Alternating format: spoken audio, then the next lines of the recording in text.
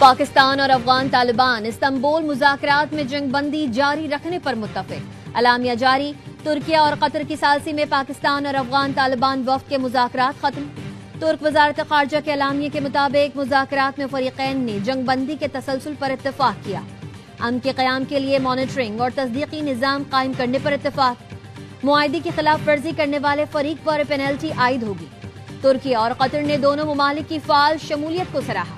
ترکیہ اور قطر کا پائیدار امن و استحکام کے لیے تعاون جاری رکھنے کا عزم۔ جنگ بندی نفاذ سے متعلق مزید امور 6 نومبر کو استنبول میں اعلیٰ سطح اجلاس میں طے ہوں گے۔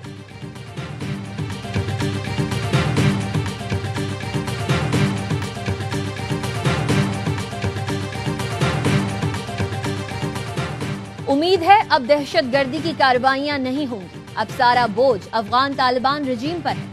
وفاقی وزیر اطلاعات عطا اللہ تارڑ کی ARY نیوز سے گفتگو، کہا پاکستان کا مطالبہ تھا افغان سرزمین ہمارے خلاف استعمال نہ ہو اور افغانستان دہشت گردوں کے خلاف کارروائی کرے۔ اگلے اجلاس تک تمام صورتحال کی نگرانی ہوگی۔ اس دوران دہشت گردوں کی کوئی کارروائی ہوئی تو افغان طالبان رجیم کو جواب دینا ہوگا۔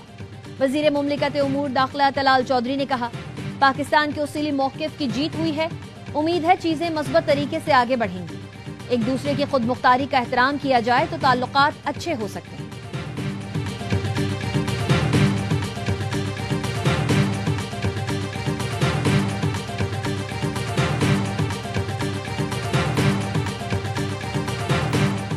خیبر پختونخوا کی 13 رکنی کابینہ آج حلف اٹھائے گی۔ تقریب حلف برداری سپہر 3 بجے گورنر ہاؤس پشاور میں ہوگی۔ 10 وزراء، 2 مشیروں اور 1 معاون خصوصی کا نام فائنل۔ KP ہاؤس اسلام آباد میں بانی PTI کی بہن علیمہ خانم سے سہیل آفریدی کی ملاقات کے بعد کئی نام تبدیل۔ اسد قیصر کے بھائی عاقب اللہ کابینہ میں شامل۔ شہرام ترکی کے بھائی فیصل ترکی کی بھی واپسی۔ علی امین کابینہ کے متعدد وزراء کو بھی واپس لیا جائے گا۔ خلیق الرحمان، احتشام علی، آفتاب عالم اور عدنان قادری بھی کابینہ کا حصہ ہوں گے۔ مزمل اسلم اور تاج محمد وزیر اعلیٰ کے مشیر ہوں گے۔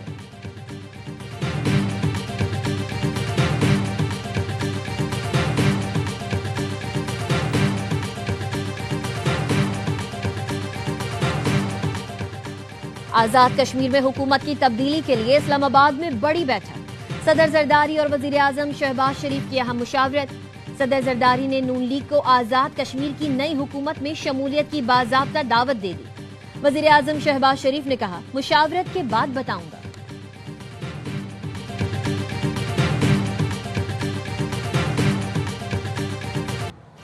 پختونخوا کو دہشت گردوں اور ان کے سرپرستوں سے پاک کر دیں گے، سرحد پار دہشت گردی برداشت نہیں۔ فیلڈ مارشل عاصم منیر کا دورہ پشاور میں 2 ٹوک اعلان۔ قبائلی عمائدین سے خطاب میں کہا افغانستان کی مسلسل سرحد پار دہشت گردی کے باوجود پاکستان نے صبر و تحمل کا مظاہرہ کیا۔ تمام ہمسایوں سے امن چاہتے ہیں لیکن وطن عزیز کے خلاف سرحد پار دہشت گردی نہیں ہونے دیں گے۔ افغان طالبان حکومت بھارتی پراکسیوں کے خلاف کارروائی کرنے کے بجائے فتنہ الخوارج اور فتنہ الہندوستان کی مدد کر رہی ہے۔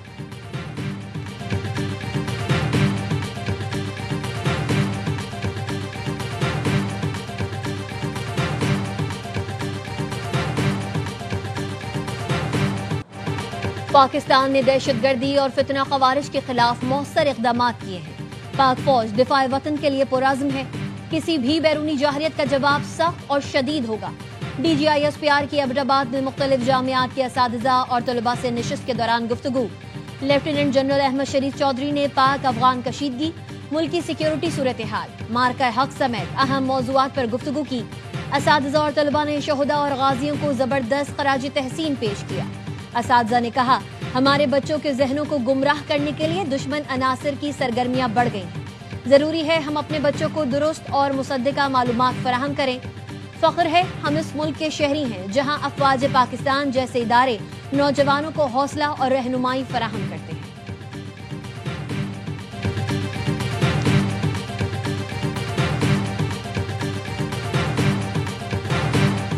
بیرون ممالک سکھوں کو نشانہ بنانے کے لیے را کے مجرمانہ نیٹ ورک کا ایک اور وار۔ صفاق مودی بھارت سمیت دنیا بھر میں ریاستی سرپرستی میں سکھوں کے قتل عام میں مصروف۔ بین الاقوامی کمپنی کینم انٹرنیشنل کے صدر اور سکھ رہنما درشن سنگھ کو کینیڈا میں فائرنگ کر کے قتل کر دیا گیا۔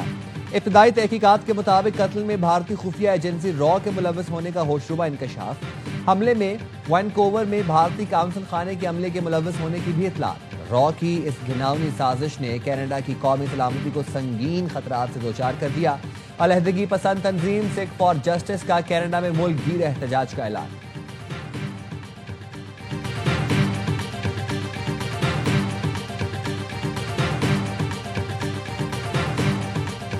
نائب وزیر اعظم اسحاق ڈار اور کینیڈا کی وزیر خارجہ کا ٹیلی فونک رابطہ، دو طرفہ تجارت اور سرمایہ کاری کے فروغ پر اتفاق، زراعت اور معدنیات کے شعبوں میں تعاون بڑھانے پر بات چیت۔ کینیڈین وزیر خارجہ کا پاکستانی مارکیٹ تک کینیلا ایکسپورٹس کی رسائی پر اظہار تشکر۔ ترجمان دفتر خارجہ کا کہنا ہے دونوں وزرائے خارجہ نے اقتصادی تعلقات مزید مضبوط بنانے کے عزم کا اعادہ کیا۔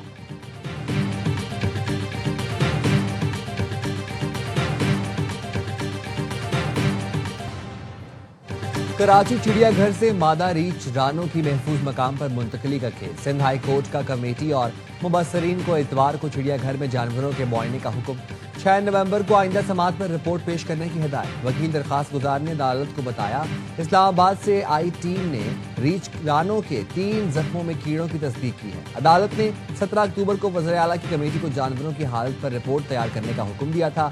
22 اکتوبر کو خط لکھنے کے باوجود کسی رکن کا جواب نہیں آیا۔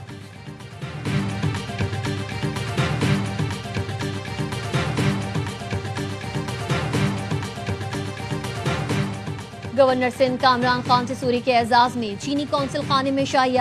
چینی قونصل جنرل نے کہا آج کی ملاقات باہمی رابطوں کو مزید مؤثر اور مضبوط بنانے کی جانب اہم قدم ہے۔ پاکستان اور چین کی دوستی مثالی ہے۔ گورنر سندھ نے کہا بیرونی سرمایہ کاری کے لیے ممکنہ تعاون فراہم کر رہے ہیں۔ ماحولیاتی اثرات سے بچنے کے لیے اقوام عالم کو مشترکہ اقدامات کرنا ہوگا۔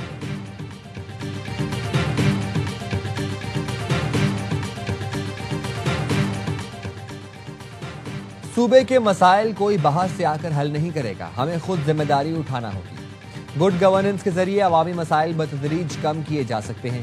بلوچستان کو مسائل کی دلدل سے نکالنے کے لیے دیانتداری اور تسلسل کے ساتھ کام کرنا ہوگا۔ وزیر اعلیٰ سرفراز بگٹی کی اعلیٰ سطحی اجلاس میں گفتگو، صوبائی محکموں کی کارکردگی کا جائزہ لیا گیا۔ سرفراز بگٹی نے کہا ترقیاتی منصوبوں کی رفتار بڑھا کر عوام کو جلد ریلیف دیا جائے۔ بلوچستان کی ترقی اچھی حکمرانی اور پالیسیز کے مؤثر عمل درآمد سے ہی ممکن ہے۔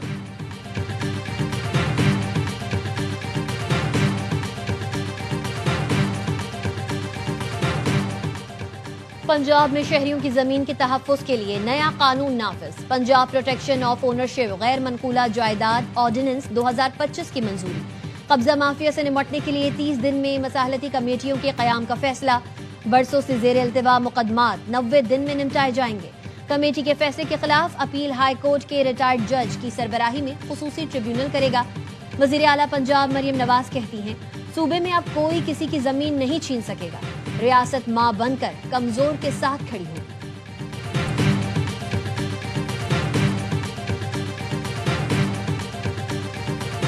کراچی کے علاقے مواج گوٹ میں ٹائر کے گودام میں لگی آگ پر 17 گھنٹے بعد قابو پا لیا گیا۔ فائر بریگیڈ کی 8 گاڑیاں کولنگ کے عمل میں مصروف ہیں۔ ممکنہ طور پر کولنگ کا عمل شام تک جاری رہ سکتا ہے۔ آگ لگنے کی وجہ تاحال معلوم نہیں ہو سکی، کوئی جانی نقصان نہیں ہوا۔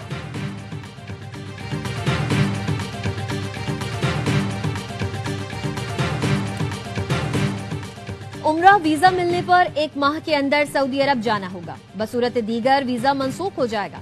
سعودی عرب نے عمرے کے ویزے کی مدت 3 ماہ سے کم کر کے 1 ماہ کر دی۔ ظاہر کہ سعودی عرب پہنچنے کے بعد قیام کی مدت میں کوئی تبدیلی نہیں کی گئی، جو بدستور 3 ماہ ہی رہے گی۔ نئے ضوابط آئندہ ہفتے سے نافذ العمل ہوں گے۔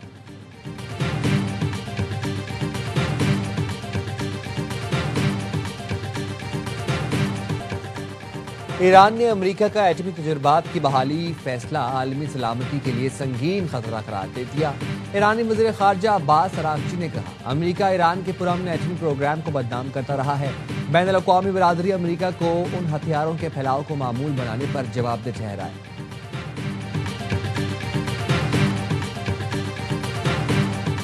اور سیریز بچانے کا چیلنج، میچ جیتنا لازمی۔ پاک جنوبی افریقہ دوسرا T20 آج لاہور میں کھیلا جائے گا۔ میچ کے لیے قومی ٹیم میں 2 تبدیلیوں کا امکان، حسن نواز اور نسیم شاہ کی جگہ عبدالصمد اور وسیم جونیئر کو کھلایا جا سکتا ہے۔ مہمان ٹیم کو 3 میچز کی سیریز میں 1-0 کی برتری. میچ اے اسپورٹس براہ راست نشر کرے گا. بھارت نے ویمنز ورلڈ کپ کی تاریخ کا سب سے بڑا ہدف حاصل کر کے فائنل کے لیے کوالیفائی کر لیا. ممبئی میں 339 رنز کا ہدف 9 گیند پہلے 5 وکٹ پر پورا کیا. جمائما کی 127 رنز کی ناقابل شکست اننگز میچ کی بہترین کھلاڑی قرار. کپتان ہرمن پریت نے 89 رنز بنائے. آسٹریلوی ٹیم 338 رنز بنا کر آؤٹ ہوئی تھی.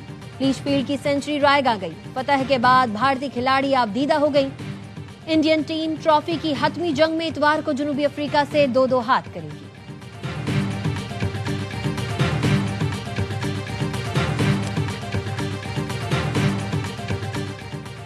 ایشین کرکٹ کونسل نے رائزنگ سٹارز ایشیا کپ کا شیڈیول جاری کر دیا. Pakistan a team Bharat, Oman اور یو اے ای کے ساتھ گروپ بی میں موجود. پاکستان اے ٹیم اپنا پہلا میچ عمان کے خلاف 14، دوسرا میچ بھارت کے خلاف 16، جبکہ آخری گروپ میچ یو اے ای کے خلاف 18 نومبر کو کھیلے گی. سیمی فائنل 21 نومبر اور فائنل 23 نومبر کو ہوگا. تمام میچز قطر کے شہر دوحہ میں کھیلے جائیں گے.